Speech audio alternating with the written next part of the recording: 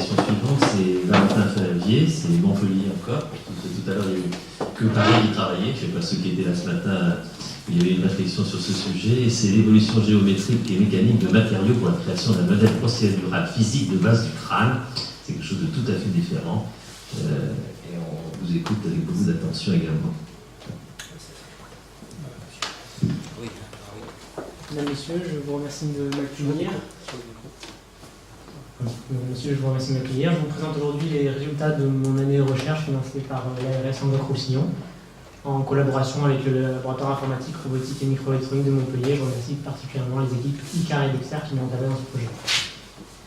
Ça a consisté en l'évaluation et le choix de matériaux pour modéliser une base du crâne osseuse à visée d'entraînement chirurgical aux procédures endoscopiques. L'idée nous est venue d'un rapport assez alarmant de la Haute Autorité de la Santé en 2012 qui faisait un état des lieux de la simulation en santé en France.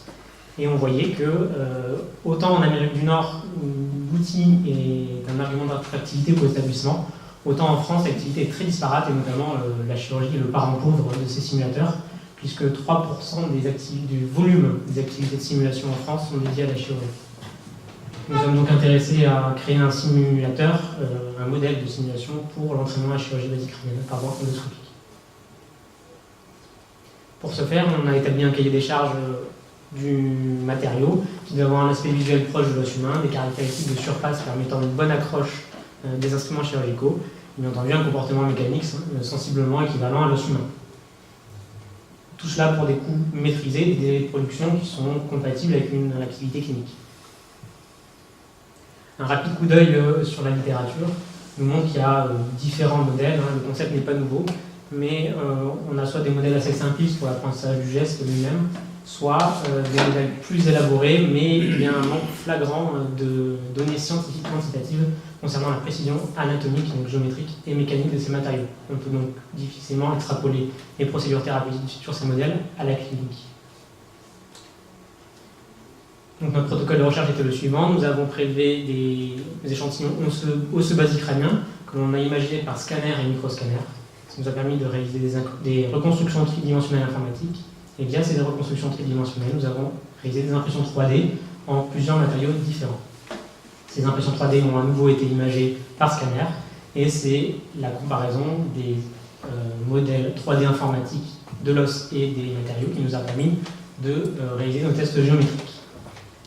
Dans un second temps, nous avons également réalisé des tests mécaniques, à savoir des tests en rupture pour les parois fines et des tests en fraisage pour les parois plus épaisses. L'ensemble de ces données nous a permis d'évaluer et de choisir le meilleur matériau pour créer notre modèle final. Donc, les dissections anatomiques ont concerné le prélèvement des lames orbitaires de l'éthmoïde, des parois antérieures du sinus sphénoïde et du corps du sphénoïde. Tous les échantillons osseux ainsi que les échantillons de matériaux ont été imagés par scanner. Les échantillons osseux ont également été imagés par microscanner, qui était notre examen gold standard dans cette étude. Donc une fois l'acquisition d'imagerie faite, il est nécessaire de réaliser une segmentation, c'est-à-dire la sélection de pixels d'intérêt sur l'ensemble des coupes scanner afin de faire des reconstructions 3D. Les reconstructions 3D, ces objets-là, on les appelle des maillages, et il y a une étape de lissage qui est nécessaire sur ces maillages pour les rendre esthétiquement exploitables. Nous avons comparé, en superposant l'émaillage de l'os et l'émaillage des matériaux, la précision géométrique, ainsi que la précision du scanner versus le microscanner, et l'impact de notre étape de lissage sur la géométrie. Nous avons choisi 4 matériaux distincts, la résine, le polyamide et le matériau multicolore qui est en fait du plâtre, qui ont été imprimés par un prestataire externe, et notre laboratoire nous a permis l'impression du polycarbonate. Les tests mécaniques consistaient en une mesure des forces nécessaires à la rupture de parois fines et la mesure des forces et le calcul de l'énergie nécessaire au fraisage des parois plus épaisses, comme on fait en pratique chirurgicale. En ce qui concerne les résultats, on voit que nos tests géométriques, il y a 2 matériaux qui se distinguent, le polycarbonate et le polyamide, qui ont une assez bonne corrélation avec l'os humain cadavérique, puisqu'on a des distances moyennes de l'ordre de 100 micromètres de différence. Quand on essaie d'évaluer les biais de notre méthode sur la géométrie, on voit que l'impact du lissage sur la géométrie est négligeable, de l'ordre de 30 micromètres de différence. Et la différence de maillage entre scanner et microscanner est évaluée à 200 microns. Au niveau des tests mécaniques, sur les parois fines, nous avons donc, rompu les lames orbitaires et les parois antérieures du sinus phénoïde à l'aspiration chirurgicale. Le polycarbonate se distingue comme ayant un comportement similaire à l'os humain en termes de force nécessaire à la rupture. La résine et le polyamide, eux, ne se rompaient pas à 200 Newton de force.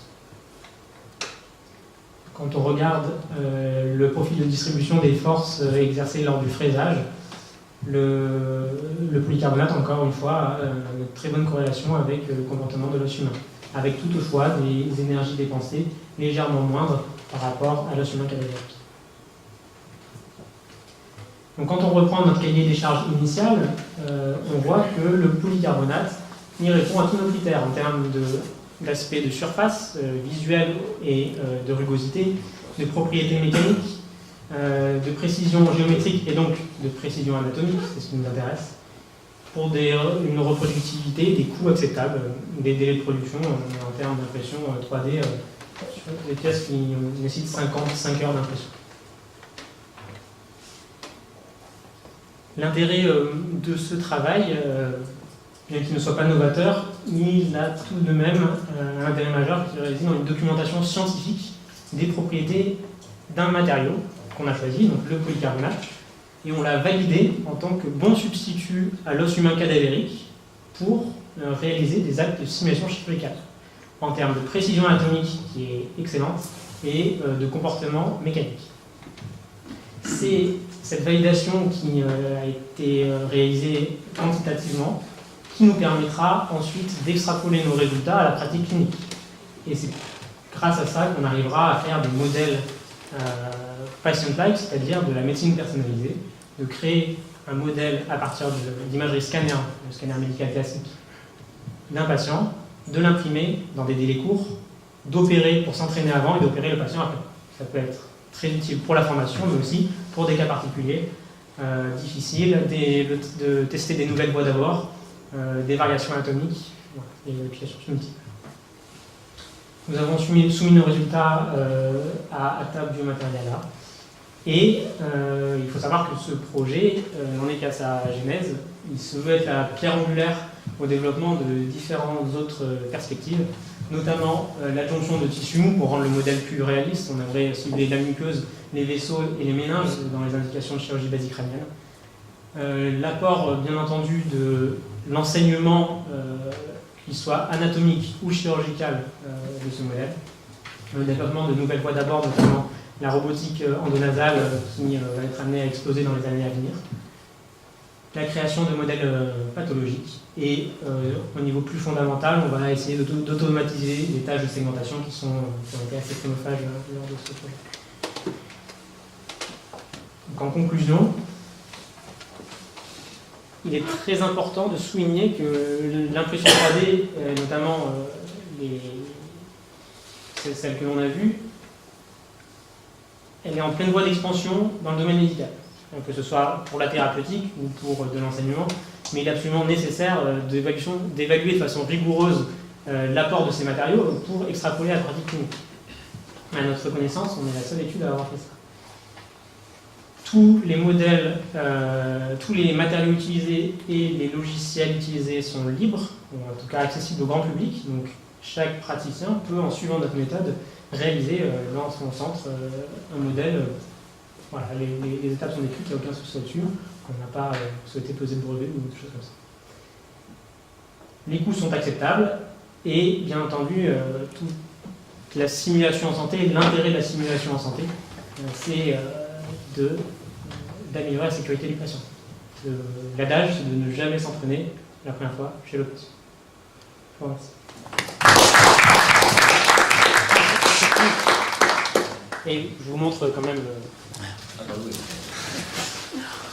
modèle qui est déplacé. Ah, super. Ouais. Oui. Merci. Félicitations, si on rentre dans une nouvelle ère, en particulier l'impression l'impression 3D, mais aussi à visée d'enseignement. Il y a des questions à ça, notamment j'en ai quelques-unes. Non, juste déjà féliciter pour ce travail. Aussi accompagner l'idée, puisqu'on a besoin justement d'une simulation, même quand on est rompu aux techniques. Je pense que ce serait bien de pouvoir disposer de modèles de ce type et d'autres modèles qui puissent nous permettre de préfigurer l'intervention qu'on a à faire et donc d'avoir une approche la plus adaptée. Est-ce que l'on pourrait imaginer que ce modèle puisse être aussi, puisqu'il y a une nécessité chez un même patient, en dehors de prévisualiser la chirurgie, de remplacer certaines pièces osseuses en cours de chirurgie et de l'adapter justement à la possibilité de concevoir qu'en même temps que nous abordons et que nous allons d'une certaine façon être amenés à associer à des lésions liées à la chirurgie ou liées à la lésion que l'on opère, réparer derrière de manière à assurer par exemple l'étanchéité d'une base du crâne en vue d'éviter une fuite tibiale. Il y a deux problématiques pour répondre à votre question. La première, c'est pour pouvoir rentrer un matériel dans la fosse nasale, un matériel qui soit adapté en termes de géométrie à la reconstruction du défect. Si on est dans un matériau rigide comme ça, je pense que c'est pas possible. Le polycarbonate peut être utilisé en implantation chez l'homme. Il faut quand même certifier l'imprimante 3D et le matériau lui-même pour pouvoir faire de l'implantation au niveau du dispositif médical. Et je pense que dans un premier temps, on n'y est pas encore. Les démarches sont très très longues au niveau administratif et au niveau de la... Vous connaissez probablement la petite compagnie Osseomatrix? Non. Qui fabrique, alors pas pour la base du crâne, mais pour la voûte crânienne, des morceaux de voûte crânienne customisés et qui sont des lots cliniques. Voilà. Osseomatrix. Ça, on a déjà. Voilà, vous pouvez les contacter. Oui. Je vous remercie pour votre présentation. Alors, il y a une question qui me tarabuste de longue date dans cette époque, qui est d'utiliser l'impression 3D pour remplacer les parties osseuses.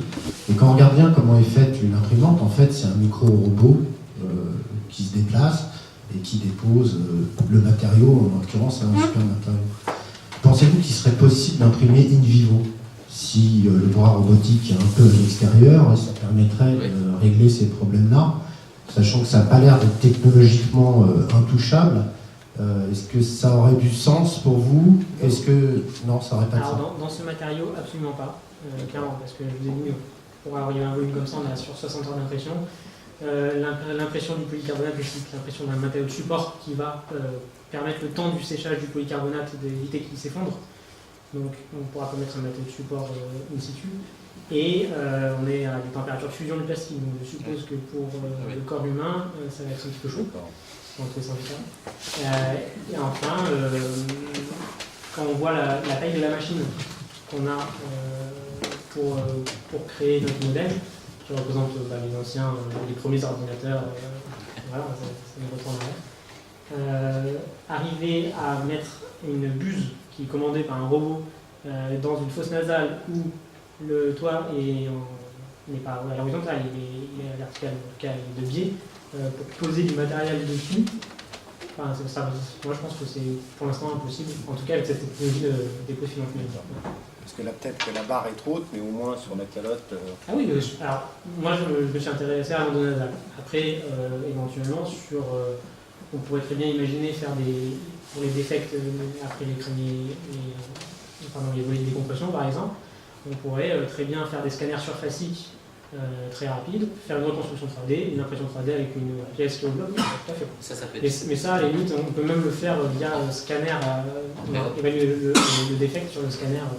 Non, mais que l'imprimante devienne un outil chirurgical. Oui, dans le même ordre d'idée, pour l'instant, il y a de la peau qui est faite comme ça, on fabrique de la peau in situ, et puis l'oreille, et puis il y a Poietis, qui est la petite compagnie bordelaise de bioimpression par laser, a signé un contrat avec L'Oréal pour l'implantation de follicules pileux, l'impression de follicules pileux. Pour ça que L'Oréal... Il y a juste une légère différence entre l'impression de matériaux vivants et de l'armée sur du polymère. On n'a pas du tout les mêmes contraintes. Si on veut faire l'impression cellulaire et tissulaire, oui, ce serait possible, mais là on n'est pas dans la même problématique, à mon sens. Moi, je voudrais juste me retourner vers tous les deux. Là. La semaine dernière, on a vu quelque chose de très intéressant qui m'a beaucoup excité, c'était la mort d'hypophyse par la latence thalassienne. Oui. Donc je voulais juste vous poser, est-ce que vous avez des collègues dans le laboratoire d'à côté qui fabriquent des cerveaux, voire des hypophyses que vous pouvez mettre à l'intérieur de votre modèle? Je suis désolé de présenter ça comme ça, parce que là vous allez parler en ORL, mais moi j'aimerais qu'on parle en neurochirurgien. Donc je vais passer à travers la base du crâne pour traiter mes hypophyses. Tout l'intérêt, à mon sens, c'est neurochirurgical. Les voies d'abord maintenant sont mixtes, en double équipe. Bon, ça dépend des centres, mais en tout cas chez nous à Montpellier, c'est en double équipe, ORL et un neurochirurgien pour l'hypophyse. Le but de l'hypophyse, c'est assez standardisé maintenant, c'est une chirurgie qu'on connaît bien par voie, nous on le fait par voie transseptale. Le but, c'est de s'attaquer à tout le monde. C'est les méningiomes de l'ethmoïde, c'est les chordomes, c'est déjà fait à Paris, un peu par M. Herman, mais c'est pas fait dans tous les centres. C'est voilà, des pathologies plus intracrâniennes, si j'ai envie de dire.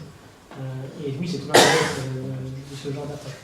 Justement, un des enjeux de ces approches transcrâniennes, en fait, c'est en particulier la maîtrise de la fuite, puisqu'il y a eu un grand recul sur les abords d'étage antérieur par voie des fosses nasales sur ce problème-là, dont on connaît effectivement le caractère redoutable quand ils surviennent. Rien n'empêche. Il y a des voies de recherche, je pense, qui peuvent être faites sur le design, je pense, de plaques interposées, etc. Mais on n'est pas nécessairement dans l'impression 3D. Moi, je pense que des bus qui vont aller par la narine, imprimer n'importe où, ça va être fait. C'est purement technologique. Il faut trouver des solutions. Ah, il y a une dernière question, oui, ça. Plutôt un commentaire, je suis ORL, je travaille à Grenoble, on travaille avec une technologie depuis très longtemps, on reconstruit des bases intérieures du crâne sans nécessité d'os. On a rejeté l'os il y a plus de 30 ans parce que l'os n'est pas très pratique. Refaire l'étanchéité, il y a beaucoup de matériaux qui permettent de le faire. Actuellement, qui sont des greffons, dans la Grèce, ça marche très bien, très bien vu que la Grèce, ça fait 30 ans qu'on l'utilise. Pas mal d'équipes l'utilisent aussi. Donc, par construction, effectivement, c'est l'étanchéité. Le problème est l'étanchéité. Il faut tout faire pour avoir l'étanchéité, mais utiliser l'os ou utiliser quelque chose qui soit de l'ordre de l'impression 3D, je ne pense pas que ce soit le modèle qu'il faille choisir. En fait. Je vous remercie pour votre intervention, c'est très bien pour la simulation, pour l'enseignement, pour choisir la voie d'abord, pour des patients particuliers, pouvoir choisir la meilleure voie d'abord qui soit possible. Je pense que là, c'est très intéressant pour discuter en équipe. Par contre, pour avoir conception d'un réacteur du crâne, je ne suis pas sûr que l'impression 3D soit quelque chose qui soit d'avenir en tout cas. Personnellement, c'est en ayant pas mal d'expertise dans ce domaine. Merci beaucoup.